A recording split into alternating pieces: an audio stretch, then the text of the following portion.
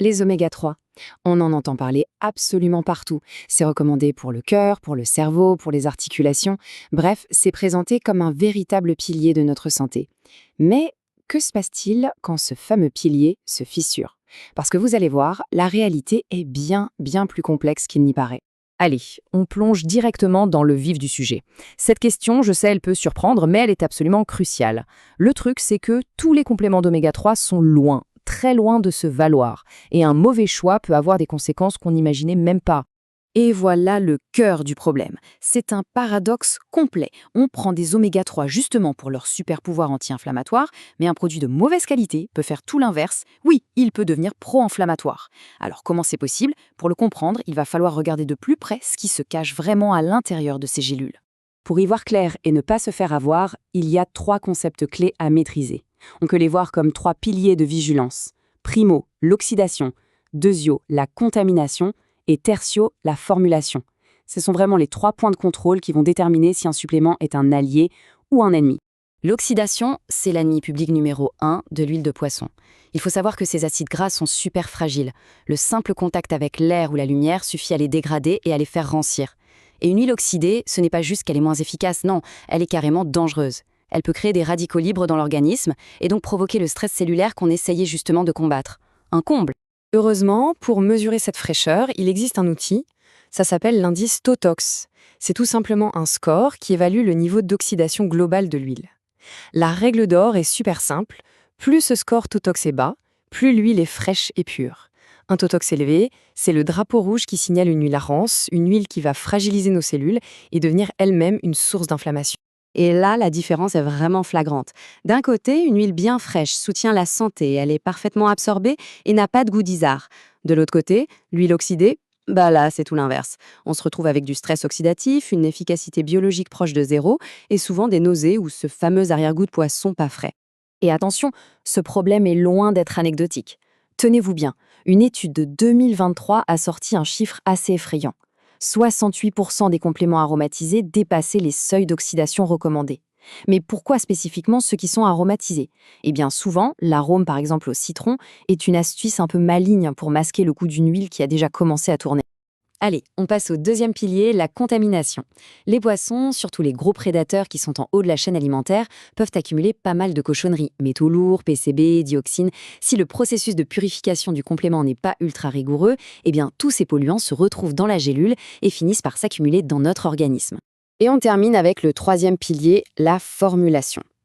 Alors oui, ça sonne un peu technique, mais c'est absolument crucial. Il faut comprendre que tous les oméga 3 ne sont pas créés égaux. Leur structure chimique, ce qu'on appelle leur forme moléculaire, va directement influencer la capacité du corps à les absorber et à les utiliser. C'est un peu l'image de la clé et de la serrure. Si on n'a pas la bonne forme de clé, la porte des bénéfices reste désespérément fermée. Donc, on a vu les risques qui sont liés à la qualité même du produit. Mais maintenant, il faut aussi savoir que même avec le meilleur complément du monde, il y a des précautions à prendre et certaines personnes qui doivent être particulièrement vigilantes. Le point central à comprendre, c'est que les oméga 3 ont un effet fluidifiant sur le sang. Donc, logiquement, pour les personnes qui sont déjà sous traitement anticoagulant, il y a un risque de saignement accru. Il faut aussi être prudent en cas d'allergie aux poissons ou aux crustacés, bien évidemment. Et enfin, c'est une règle d'or, avant une opération chirurgicale, on arrête systématiquement la supplémentation. Il y a aussi une question de dose à ne pas ignorer. L'Autorité européenne de sécurité des aliments, l'EFSA, est très claire là-dessus. On ne devrait pas dépasser 5 grammes d'EPA et de DHA combinés par jour. Pourquoi? Parce qu'au-delà de ce seuil, on voit augmenter le risque de fibrillation auriculaire qui est un trouble du rythme cardiaque assez sérieux.